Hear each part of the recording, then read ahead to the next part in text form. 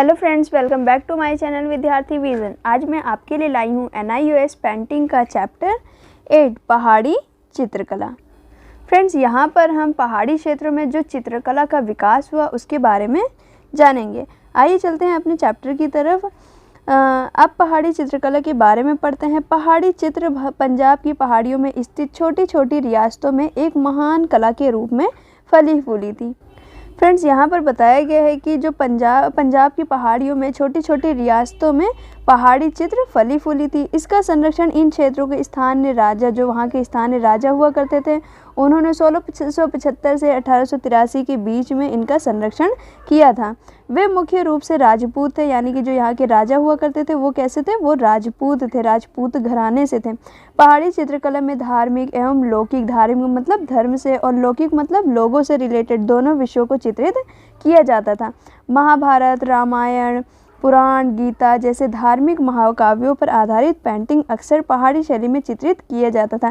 यानी कि जो पहाड़ी पहाड़ी चित्र बनाए जाते थे वो धार्मिक और लौकिक यानी कि लोगों से रिलेटेड होती थी। धार्मिक में जैसे महाभारत, रामायण, पुराण, गीता जैसे धार्मिक महाकाव्यों पर भी पेंटिंग्स बनाई जाती थी। ये है पहाड़ी शैली। संस्कृत और रसिक प्रिया, बारहमासा तथा हिंदी के अन्य लोकप्रिय ग्रंथ थे जिन्हें पहाड़ी चित्रकला में प्रतिनिधित्व मिला था।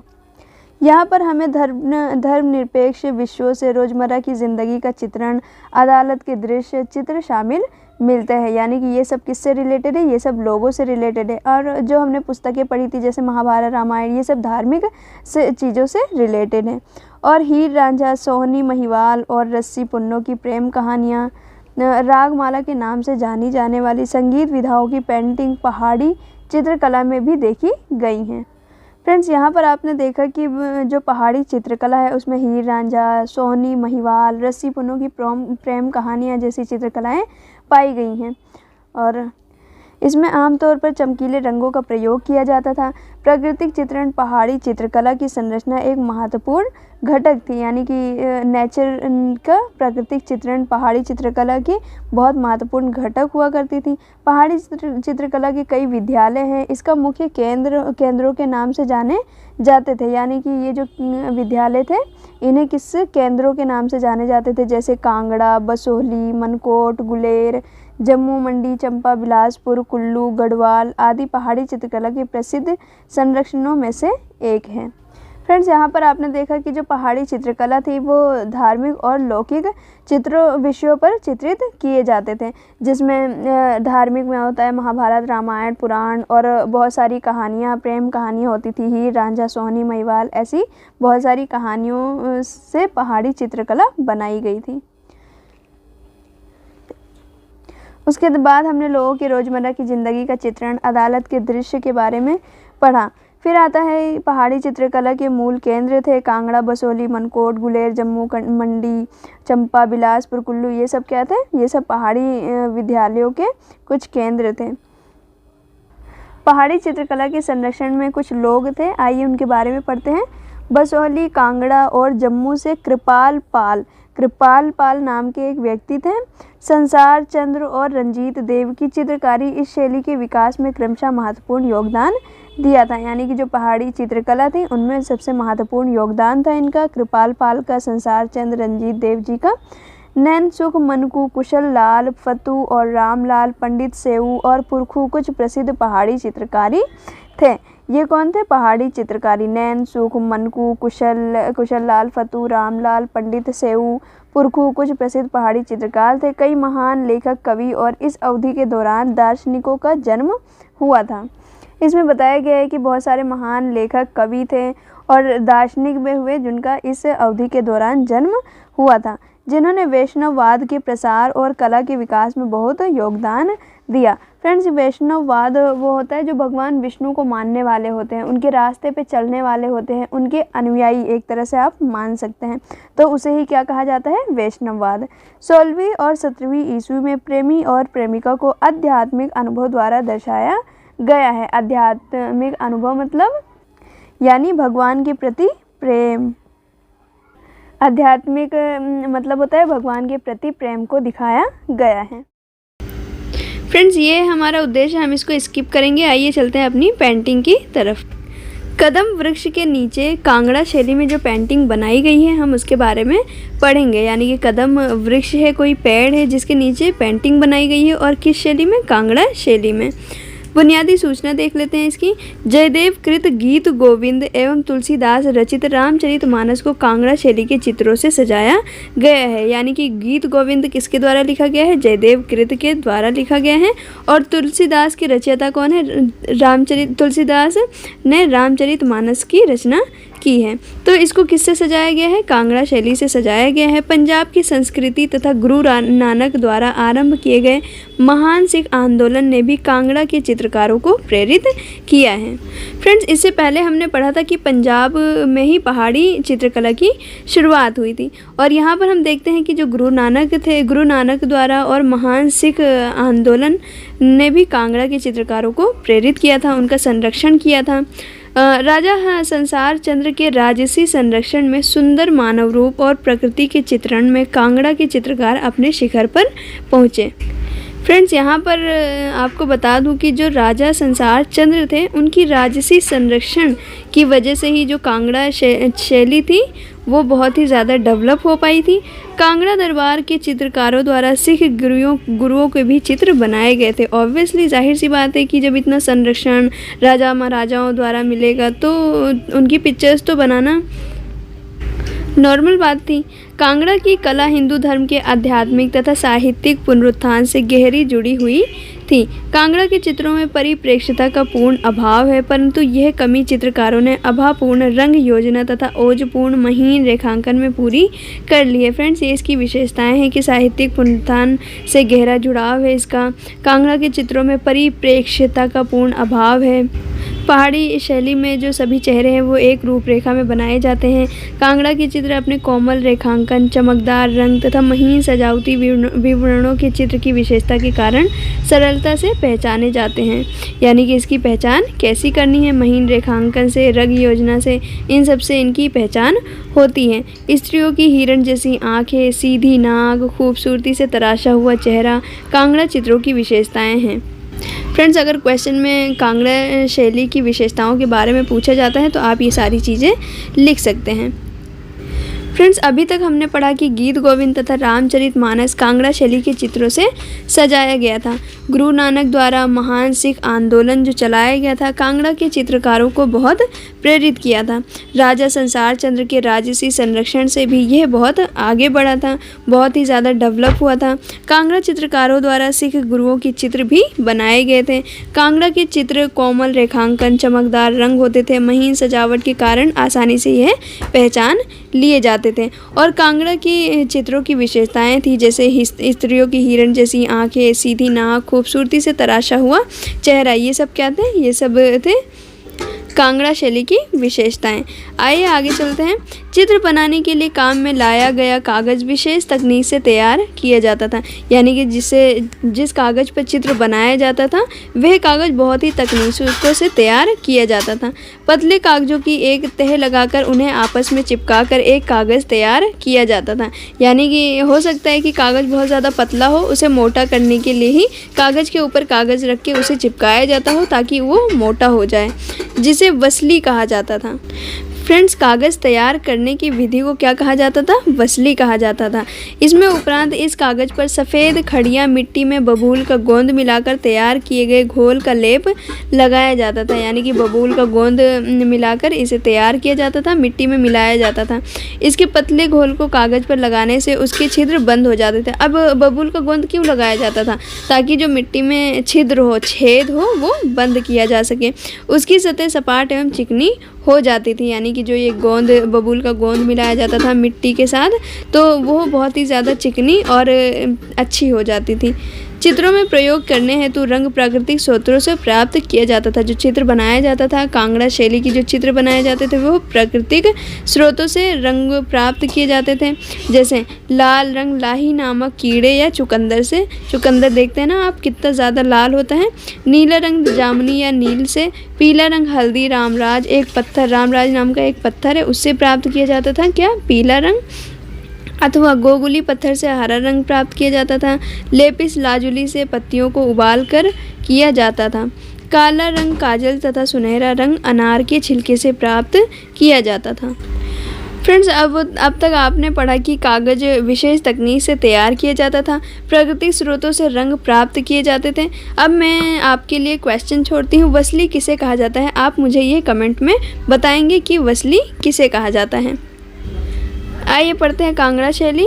वसली पर रेखांकन ट्रेसिंग द्वारा या सीधे ही कर लिया जाता था। गिलहरी अथवा घोड़े के बालों से बनाए गए ब्रशों द्वारा अपारदर्शी रंग भरे जाते थे। ये सब कांगड़ा शैली के बारे में बताया जा रहा है। ब्रश विभिन्न मोटाई के बनाए जाते थे। रेखांकन एक या दो बालों से बने महीन ब्रश से आरंभ किया जाता था।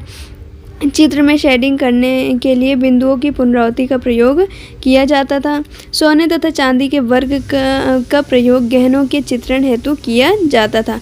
चित्रांकन के उपरांत चित्र को चिकने पत्थर से घिसकर उसकी सतह पर पॉलिश की जाती थी। फ्रेंड्स, यहाँ पर सब कांगड़ा शैली के बारे में बताया गया है कि वह किस तरह से चित्र बनाया करते थे।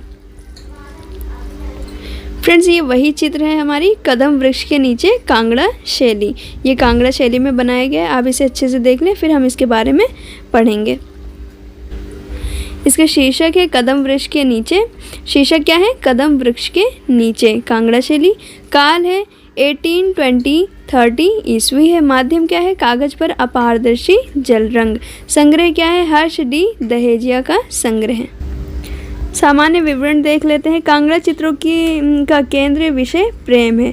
कांगड़ा चित्रों का केंद्रीय विषय क्या है? प्रेम है, जिनमें मनोभाव की अभिव्यक्ति पूर्णतः लयपूर्ण, गरिमापूर्ण तथा सौंदर्यपूर्ण ढंग से एक विशिष्ट शैली द्वारा दर्शाया गया। लयपूर्ण यानी कि गाकर, और सौंदर्यपूर्ण सुंदर ढंग से इस शैली को बनाया गया है। यमुना के किनारे घने उपवन में कदम वृक्ष के नीचे कृष्ण और राधा की प्रेम लीला को दर्शाया गया है। यानी कि जो कदम वृक्ष के नीचे कांगड़ा शैली चित्रित की गई है वो यमुना नदी के किनारे घने उपवन यानी जंगलों में कदम वृक्ष के नीचे कृष्ण और राधा की प्रेम लीला को दर्शाया गया है। ग्वाले गाय चरा रहे हैं। आपको एक बार पिक्चर दिखा देती हूँ। यहाँ पे देख लीजिए गाय किस तरह से चल रहे हैं, तथा ग्वाली ने सिर पर बर्तन रखे हुए हैं। कदम वृक्ष की घनी शाखाओं और पत्तों के मध्य मोर तथा अन्य पक्षी चित्रित किए गए हैं। फ्रेंड्स, आपने देखा कि ये कांगड़ा जो चित्र होते हैं वे प्रेम पर आधारित होते हैं। इस चित्र में यमुना के किनारे घने जंगल में कदम वृक्ष के नीचे कृष्ण और राधा की प्रेम लीला को दिखाया गया है। ग्वाले गाय चरा रहे हैं। ग्वाली ने सिर पर बर्तन लेते हुए जा रही हैं।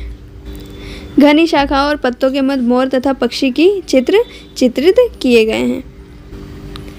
यमुना के किनारे सारस अन्य उड़ते पक्षियों की चित्रण से चित्र अद्भुत रूप से प्रभावी दिख रहा है। यह चित्र श्रृंगार से परिपूर्ण है, यानी कि ये श्रृंगार से भरा हुआ है। दो आत्माओं के एक रूप हो जाने को ये दर्शाता है। जिस तरह से आप देख रहे हैं कृष्ण और राधा की प्रेम लीला को दर्शाया गया है, तो दो आत्माओं के एक रूप को हो जाने को दर्शाता है। इन चित्रों में नीले, पीले, लाल रंगों का प्रयोग किया गया है। एक बार क्विक रिवीजन कर लेते हैं। कांगड़ा चित्रों का विषय क्या था? प्रेम था। इमोशंस को लयपूर्ण, गरिमापूर्ण, सौंदर्य ढंग से विशिष्ट शैली द्वारा प्रस्तुत करते थे। यमुना के किनारे घने जंगलों में कदम वृक्ष के नीचे कृष्ण और राधा की प्रेम लीला को दिखाया गया है। ग्वाले गाय चरा रहे हैं और ग्वाली ने सिर पर बर्तन रखे हुए हैं। कदम वृक्ष की घनी शाखाओं और पत्तों के बीच मोर तथा अन्य पक्षियों को दिखाया गया है। ये थी हमारी कांगड़ा शैल चित्र की पेंटिंग। आइए इसके कुछ पाठगत प्रश्न को सॉल्व करते हैं। क्वेश्चन 1 है, कांगड़ा कला की केंद्रीय विषय वस्तु क्या है? कांगड़ा कला की केंद्रीय विषय वस्तु क्या है? प्रेम है। सेकंड है, वैष्णव धर्म के पुनरुत्थान में किनका योगदान था? तो रामानुज और जयदेव का।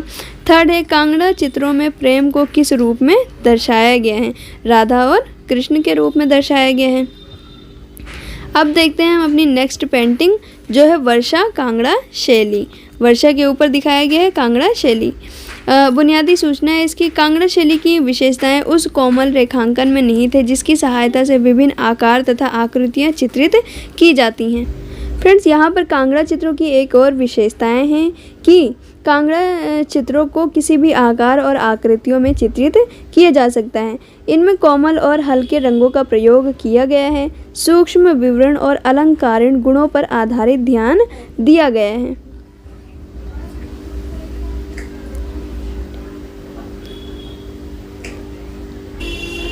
खूबसूरत आंखें और तराशे हुए चेहरे इनकी विशेषताएं हैं।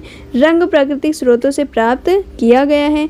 चित्रों के विषय रामायण और गीत गोविंद से लिए गए हैं।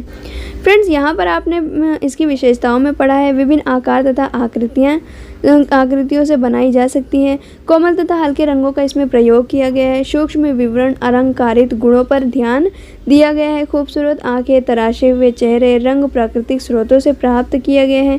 चित्रों के विषय रामायण तथा गीत गोविंद से लिया गया है। ये है कांगड़ा शैली की चित्र वर्षा के बारे में। आइए आगे देखते हैं। ये इसकी पिक्चर जिसका नाम है वर्षा। फ्रेंड्स, इस चित्र का शीर्षक है वर्षा। शैली है कांगड़ा शैली। काल है 1800 ईस्वी। माध्यम है कागज पर अपारदर्शी जल रंग। सामान्य विवरण देख लेते हैं। एक महल की छत पर वर्षा आच्छादित आकाश के तले एक प्रेमी युगल को चित्रित किया गया है। महल की छत में वर्षा में एक प्रेमी युगल को चित्रित किया गया है। 12 मासा अर्थात साल के 12 महीने हिंदू चित्रकारों तथा कवियों के प्रिय विषय रहे हैं। यहाँ पर प्रसिद्ध कवि हैं एक केशव दास, जो अपनी रचनाओं में विभिन्न ऋतुओं के दौरान आम लोगों के दैनिक कार्यकलापों का सुंदर वर्णन करते हैं। यानी कि जो केशव दास जी थे वह आम लोगों के दैनिक क्रियाकलापों को सुंदर ढंग से वर्णन करते हैं। कांगड़ा के चित्रकारों ने इन विवरणों पर रंग और रेखाओं से सुंदर चित्रण किया है। राजा संसार चंद्र के समय में बनाया गया इस चित्र में राधा और कृष्ण के रूप में एक युगल को हर्षोल्लास यानी कि खुशी के साथ वर्षा का स्वागत करते हुए दर्शाया गया है। भूमि हरी घास से सजी हुई है। हाथी और चीता ठंडी फुहारों का आनंद ले रहे हैं। इन चित्रों में कांगड़ा चित्रकारों का प्राकृतिक प्रेम झलकता है। फ्रेंड्स, यहाँ पर आपने देखा कि एक महल की छत पर आकाश में एक प्रेमी युगल को दिखाया गया है। 12 मासा कवियों के प्रिय विषय रहे हैं। केशव दास आम लोगों के दैनिक जीवन का वर्णन किया करते थे। राजा संसार चंद्र के टाइम पर बनाया गया जो चित्र है वह राधा और कृष्ण के रूप में एक युगल को खुशी से वर्षा का स्वागत करते दिखाया गया है। भूमि हरी घास से सजी हुई है। हाथी चीता ठंडी फुहारों का मज़ा ले रहे हैं। ये सब इस चित्र में दिखाया गया है। आप एक बार अच्छे से देख लें किस तरह से यहाँ पर हाथी को दिखाया गया है और वर्षा का मौसम दिख रहा है। 2 युगल खड़े हुए हैं, है ना। ऐसा लग रहा है ये सब खुशी से वर्षा का स्वागत कर रहे हैं। आइए इसके कुछ पाठगत प्रश्न को हम सॉल्व करते हैं।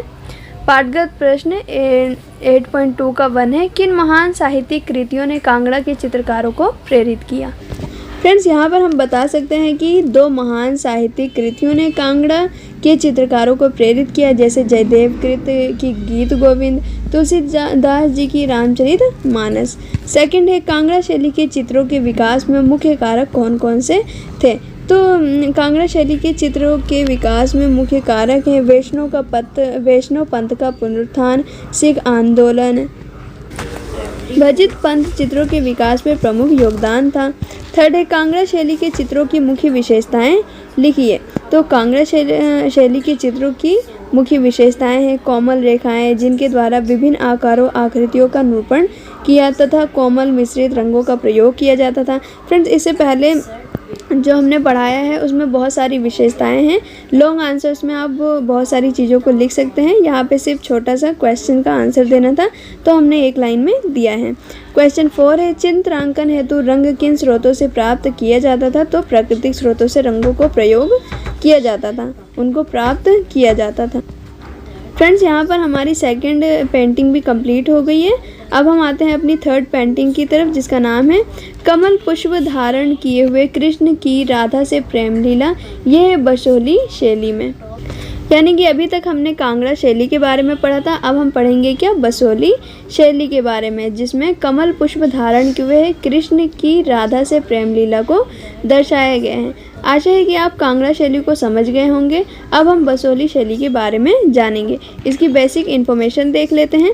बसोहली शैली के आरंभिक चित्र पंजाब की पहाड़ी रियासतों में हर जगह उपलब्ध थी।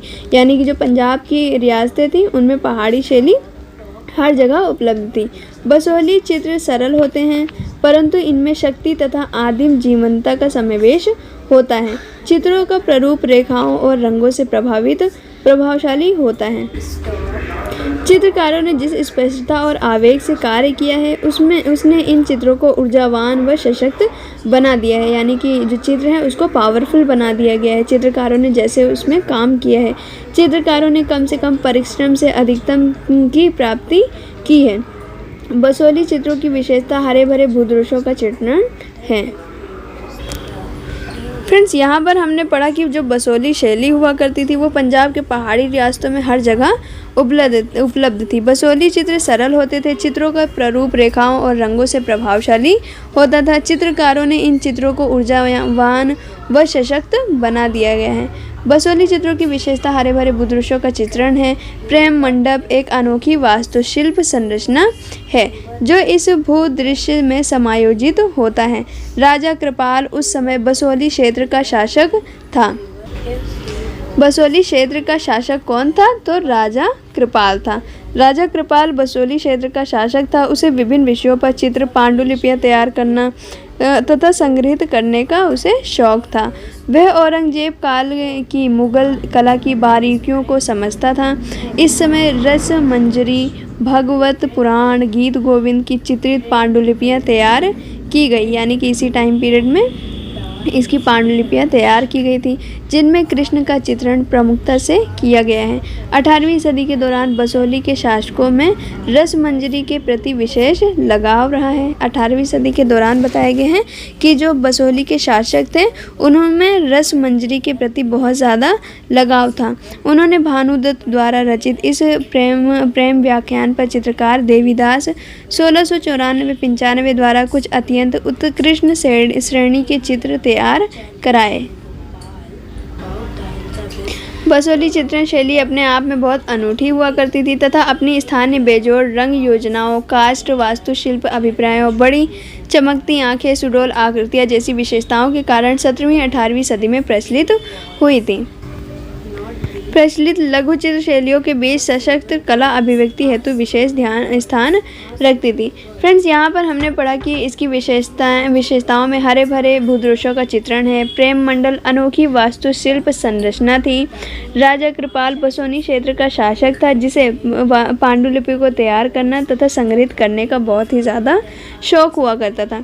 इसी टाइम में रस मंजरी, भगवत पुराण, गीत गोविंद की पांडुलिपियाँ तैयार की गई थी। और हमने पढ़ा कि बसोली चित्र शैली अपने आप में बहुत ही ज़्यादा अनूठी थी। रंग योजनाओं के लिए, कास्ट वास्तुशिल्प के लिए, बड़ी चमकती आँखों के लिए, सुडौल आकृतियों के कारण ये बहुत ही ज़्यादा फेमस हुई थी। 17वीं तथा 18वीं सदी के लघु चित्रों के साथ कला अभिव्यक्ति में बसोली शैली भी बहुत फेमस हुई थी। फ्रेंड्स, यहाँ पर हमने इस चित्र की बेसिक इन्फॉर्मेशन के बारे में जाना है। यह है हमारी चित्र। अब हम इसके बारे में विस्तार से पढ़ेंगे। कमल पुष्प धारण किए हुए कृष्ण की राधा से प्रेम लीला को दर्शाया गया है। आइए इसके बारे में पढ़ते हैं कि इसका शीर्षक कौन है। इसके शीर्षक है कमल पुष्प धारण किए कृष्ण की राधा से प्रेम लीला। काल है 1660 से 1670 ईस्वी। स्थान कौन सा है हमारा? बसोली। माध्यम क्या है? कागज पर अपारदर्शी रंग। संग्रह है विक्टोरिया एल्बर्ट म्यूजियम लंदन में संग्रह किया गया है। आइए इसका सामान्य विवरण देख लेते हैं। सामान्य विवरण में है रस मंजरी की चित्रित प्रति से लिए गए इस प्रसिद्ध चित्र में कृष्ण के भव्य रूप तथा श्रृंगार रस से परिपूर्ण नायिका अथवा रसिक प्रिया को एक अलग परिवेश में दर्शाया गया है। कांगड़ा शैली के चित्रित कृष्ण रूप से भिन्न बसोली शैली में कृष्ण के नगरीय अभिजात रूप को चित्रित किया गया है। यानी कि कृष्ण रूप में बसोली शैली में कृष्ण के नगरीय अभिजात रूप को चित्रित किया गया है, बनाया गया है। राधा के साथ कृष्ण के अनेक रूपों को बदल बदल कर राशि रूप में चित्रित किया गया है। कृष्ण को भागवत के एक पशुपालक और शरारती ग्वाले के स्थान पर एक राज पुरुष की भांति चित्रित किया गया है। यानी कि यहाँ पर पता चलता है कि जो कृष्ण हैं उनको अलग अलग रूपों में दिखाया गया है। कृष्ण का यह रूप बसोली के शासकों को अवश्य ही आनंदमय लगता होगा। चित्र में गहरी काव्यात्मक समझ तथा अनेक ऋतुओं और वनों के प्रति संवेदनशीलता के दर्शन को दिखाया गया है। राधा और कृष्ण के प्रेम की यह नगरीय तथा राजसी व्याख्या संभवतः इसलिए उस समय के राजपूत राजघराने को प्रभावित करती होगी। क्योंकि वे भी इसका अपने जीवन में पालन करते होंगे। कृष्ण हाथ में एक कमल लिए हुए हैं, राधा महल में बैठी हुई हैं। यहाँ राधा महल में तकिए का सहारा लिए आत्मविश्वास से भरी राजसी अंदाज में बैठी हैं, जो कांगड़ा शैली में चित्रित शर्मीली और लजीली राधा से पूर्णतः भिन्न है। ये वृंदावन की देहाती राधा का राजपूत दरबार में मोहक एवं तथा सौंदर्य वातावरण में एक बदला हुआ रूप देखने को मिलता है। फ्रेंड्स, यहाँ पर हमने पढ़ा कि रस मंजरी से लिया गया प्रसिद्ध चित्र में कृष्ण के सुंदर रूप तथा श्रृंगार रस से भरा हुआ नायक रसिक प्रिय को एक अलग परिवेश में दिखाया गया है। राधा के साथ कृष्ण को अनेक राजसी रूपों में दिखाया गया है। कृष्ण को भागवत के एक पशुपालक और शरारती ग्वाले के स्थान पर एक रूप में दिखाया गया है। इस चित्र में गहरी काव्यात्मक समझ, वनों और ऋतुओं के प्रति संवेदनशीलता को दिखाया गया है। फ्रेंड्स, यहाँ पर आपने देखा कि किस तरह से कृष्ण हाथ में कमल लिए हुए राधा महल में बैठी हुई हैं, तकिए का सहारा लिए हुए आत्मविश्वास से भरी राजसी अंदाज में। तो ये सब थी क्या बसोली चित्र के बारे में। आइए इसके कुछ पाठगत प्रश्न को सॉल्व करते हैं। क्वेश्चन 1 है, इन चित्रों में डैश माध्यम प्रयोग किया गया है, तो कागज पर अपारदर्शी जल रंग का प्रयोग किया गया है। सेकंड है, भगवत पुराण डैश और डैश पांडुलिपियां हैं और इनमें कृष्ण की मुख्य उपस्थिति है, तो रस मंजरी और गीत गोविंद। मैंने यहाँ पे पहले से ही लिख रखा है। अब आइए हम पेंटिंग 4 पढ़ते हैं। दरबारी को संबोधित करते हुए कृष्ण बसोली शैली। ये है सेकंड बसोली शैली जिसके बारे में हम पढ़ेंगे, जिसमें दरबारी को संबोधित करते हुए कृष्ण को दिखाया गया है। बुनियादी सूचना देख लेते हैं। कांगड़ा चित्रों की तुलना में बसोली चित्र अधिक मुखर, पुरुष प्रधान और सरल हैं। फ्रेंड्स, यहाँ पर कांगड़ा और बसोली चित्रों में कंपैरिजन किया गया है और बताया गया है कि किस तरह से बसोली शैली अधिक मुखर और पुरुष प्रधान सरल हैं। किससे? कांगड़ा शैली से। इनमें कांगड़ा चित्रों में प्रयुक्त कोमल व मिश्रित रंगों के स्थान पर चमकीले और शुद्ध रंगों का प्रयोग किया गया है। यहाँ पर बताया गया है कि जो बसोली शैली है उसमें चमकीले और शुद्ध रंगों का प्रयोग किया गया है। बसोली चित्रों की विशेषता बड़ी चमकीली आंखें और बहुआयामी चेहरे हैं। फ्रेंड्स, यहाँ पर आपने देखा कि जो बसोली चित्र है वो मुखर और पुरुष प्रधान और सरल हैं। चमकीले शुद्ध रंगों का इसमें प्रयोग किया गया है। इसकी विशेषता बड़ी चमकीली आंखें तथा बहुआयामी चेहरे हैं। आइए आगे चलते हैं। ये है हमारी चित्र जिसमें दरबारी को संबोधित करते हुए कृष्ण दिखाई दे रहे हैं। शीर्षक है, दरबारी को संबोधित करते हुए कृष्ण। माध्यम में कागज पर अपारदर्शी रंग। काल 1660 से 1670 ईस्वी है। संग्रह क्या है? Victoria Albert museum, London. सामान्य विवरण देख लेते हैं इसके। महल में तकिए से टेक लगाकर बैठे कृष्ण एक दरबारी को संबोधित कर रहे हैं। इस चित्र में बसोली शैली की खास विशेषताएं हैं, जैसे गहरी रंग योजना, कास्ट वास्तुशिल्प अभिप्राय, बड़ी चमकदार आंखें, अलहड़ तनी हुई देह, यष्टि आदि का समावेश है। एक राजा के रूप में कृष्ण को अपने दरबार में आने वाले अनेक गणमान्य लोगों से मिलना पड़ता है, यानी कि यहाँ पर कृष्ण को राजा के रूप में दिखाया गया है और जितने भी दरबारी आते हैं वो कृष्ण से मिलते हैं। सेम जैसे राजा महाराजा अपने दरबारी से मिला करते हैं वैसे ही। चित्र में दर्शाया गया आगंतुक किसी अन्य राज्य से आया प्रतीत होता है, जो उसकी पगड़ी से ज्ञात होता है। यह मुलाकात व्यक्तिगत और गोपनीय है। व्यक्तिगत यानी कि प्राइवेट और पर्सनल है, अतः महल के अंदर एकांत में हो रही है। चित्र का संयोजन आयताकार है तथा इसमें बहुकोणीय दूरदृश्य लघुता का प्रयोग किया गया है। यद्यपि चित्रित आकृति आंख की सतह पर बनाई गई है, परंतु पलंग को आंख की सतह से नीचे रखकर चित्रित किया गया है। फ्रेंड्स, यहाँ पर हमें इस चित्र के बारे में बताया गया है कि महल में तकिए से टेक लगाकर बैठे हुए कृष्ण एक दरबारी को संबोधित कर रहे हैं। यहाँ पर आप देख सकते हैं ना कि कृष्ण दिखाई दे रहे हैं और यहाँ पर इनके आए हुए दरबारी हैं। इस चित्र की विशेषताएं हैं गहरी रंग योजना, यानी कि आप देख सकते हैं किस तरह से रंगों का प्रयोग किया गया है। चटक लाल रंग है ना, सोफ़ा वगैरह बिछाया गया है। कास्ट वास्तुशिल्प, बड़ी चमकदार आंखें, देख रहे हैं किस तरह से कृष्ण की आंखें कितनी चमकदार और बड़ी दिखाई दे रही हैं। तो ये सब क्या है, इनकी विशेषताएं हैं। राजा के रूप में कृष्ण को आए हुए हर गणमान्य लोगों से मिलना पड़ता है, यानी कि जिस तरह से राजा अपनी प्रजा से मिलता है उसी प्रकार से यहाँ पे कृष्ण आए हुए दरबारी को संबोधित कर रहे हैं। चित्र में आया हुआ आगंतुक किसी अन्य राज्य से आया हुआ लगता है। एकांत में बात हो रही है, इसका मतलब यह बात प्राइवेट और पर्सनल है। पगड़ी से पता चलता है कि यह व्यक्ति किसी और स्थान से आया है। इनकी पगड़ी देखिए, इससे लगता है कि यह दरबारी किसी और राज्य से या क्षेत्र से आया है। फ्रेंड्स, ये थी हमारी पेंटिंग। इसके बारे में बस इतना ही बताया गया है। आइए इसके कुछ पाठगत प्रश्न को सॉल्व करते हैं। 1 है, इसका दरबारी को संबोधित करते कृष्ण चित्र किस अवधि में बना है?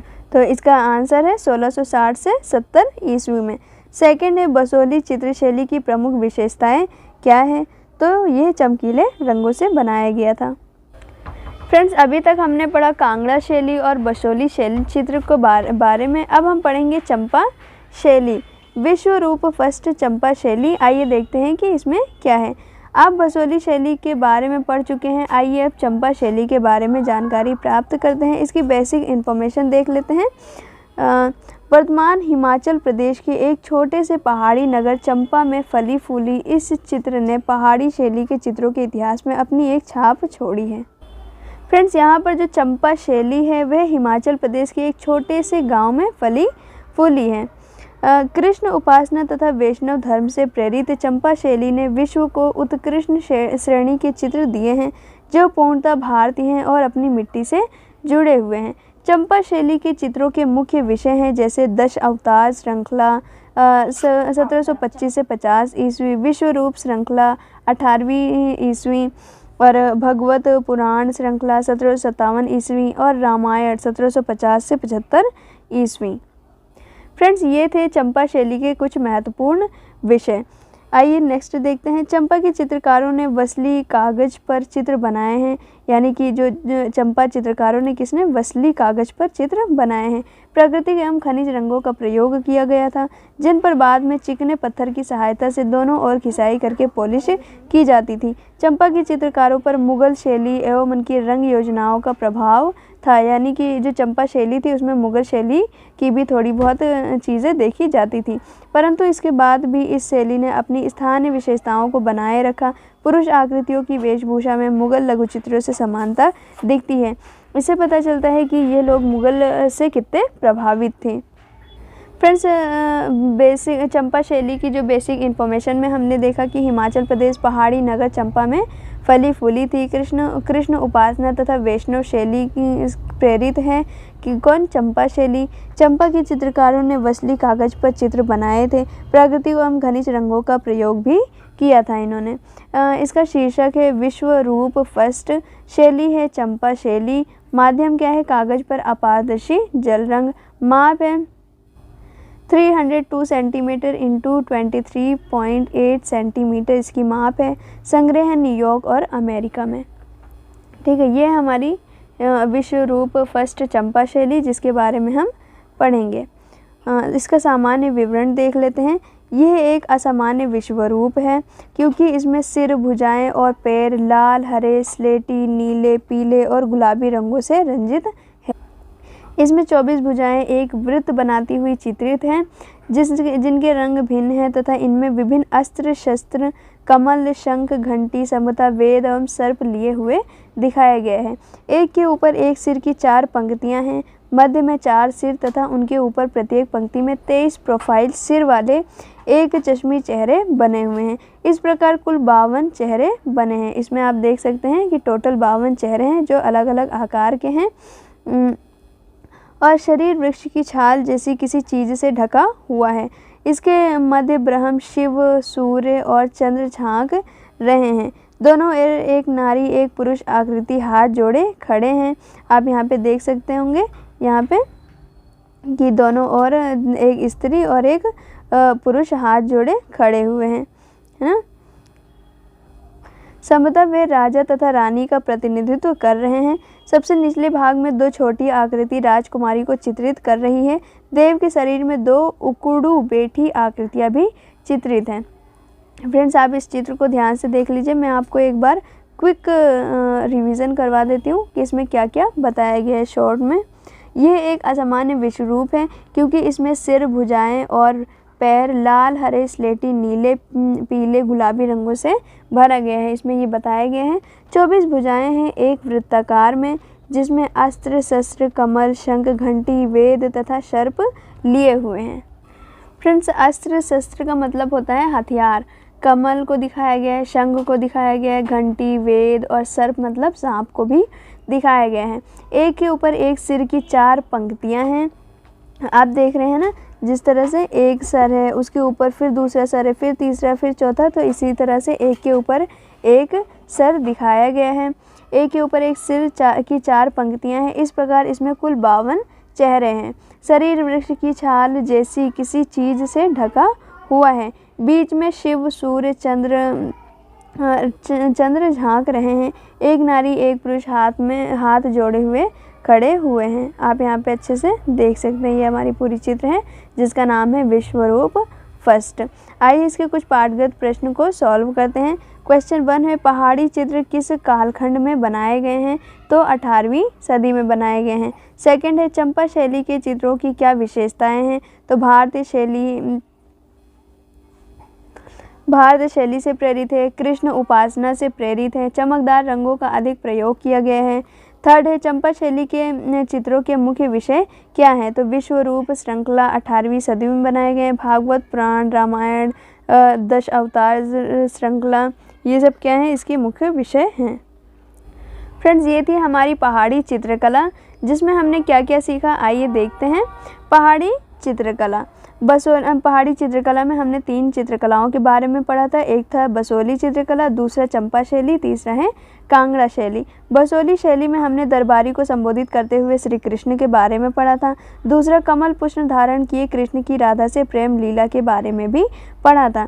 चंपा शैली में विश्वरूप फर्स्ट के बारे में हमने पढ़ा था जस्ट अभी, जिसमें बहुत सारे सर थे और एक पुरुष एक औरत हाथ जोड़े खड़े हुए थे। कांगड़ा शैली में हमने कदम वृक्ष के नीचे कांगड़ा शैली पढ़ी थी और उसमें थी एक वर्षा। इसकी विषय वस्तु धार्मिक विश्वास, मानव हृदय के अनुभव, राधा कृष्ण की प्रेम लीला, संतों की कविता, पहाड़ियों की कविता, संगीत, ये सब क्या थी विषय वस्तु थे इसके। आइए इसके कुछ पाठांत प्रश्नों को सॉल्व करते हैं। क्वेश्चन 1 है हमारा, कांगड़ा चित्रकला की केंद्रीय विषय वस्तु क्या है? फ्रेंड्स, आपने देखा था कि जो कांगड़ा चित्रकला थी वह लघु चित्रकला की प्रसिद्ध शैली थी। हिमाचल प्रदेश के कांगड़ा क्षेत्र में विकसित हुई थी। कांगड़ा चित्रकला मुख्य रूप से भक्ति और श्रृंगार रस पर आधारित थी और इनके मुख्य विषय वस्तु थे देवी देवताओं के चित्र, कृष्ण लीला, रामायण, महाभारत, प्रकृति का सौंदर्य, श्रृंगार रस, ये सब क्या थे इनके मुख्य विषय वस्तु थे। सेकंड है, कांगड़ा चित्रों में प्रेम को किस प्रकार दर्शाया गया है? फ्रेंड्स, इस शैली में प्रेम और श्रृंगार रस के माध्यम से व्यक्त किया गया है कि कोमल भावुक सौंदर्य तरीके से दर्शाया गया है। राधा कृष्ण के प्रेम प्रसंग को दिखाया गया था।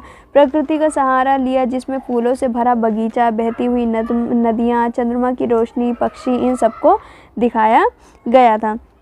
थर्ड है, पहाड़ी चित्रकला में 16वीं 17वीं सदी के धार्मिक नायकों, कवियों और विचारकों का क्या योगदान था? फ्रेंड्स, यहाँ पर धार्मिक नायकों, विचारकों, कवियों ने मिलकर पहाड़ी चित्रकला को समृद्ध बनाया।